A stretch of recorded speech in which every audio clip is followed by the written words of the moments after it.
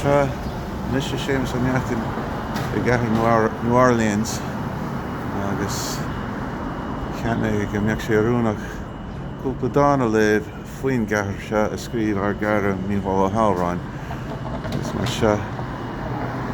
mar sin se ceannach ag Bualadh Isteach Nua-Orleans. Cagar a bhfuil is agat go bhfuilm tagahut a bhaid na mús de billiogam a bheo a lína le nuacht néfa. Mar is fada mé a dreidim gan tathag féim stúam a bhaid na mús ag seola nach tro banas ceann na mairim. Nis táman sa na mhaithe a hína huat a bhaid na mús a bhfuil ceol le cuspóir agat a thuseach léargas.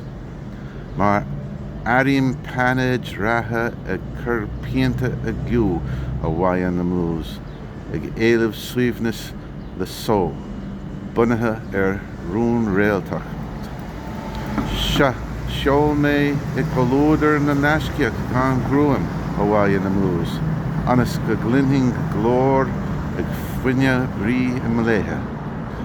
Mar sé miúil atá fuirsethe ag fórsaí an alúis a bhaid na mús gan in inmhe fiú folklór an rabháil le héifecht.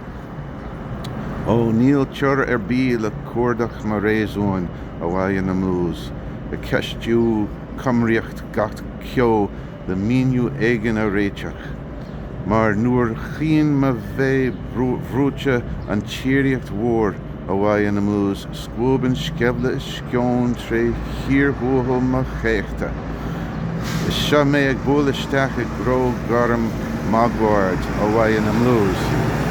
Le tuisí an tíal a haus nó fealsúnach a héirú.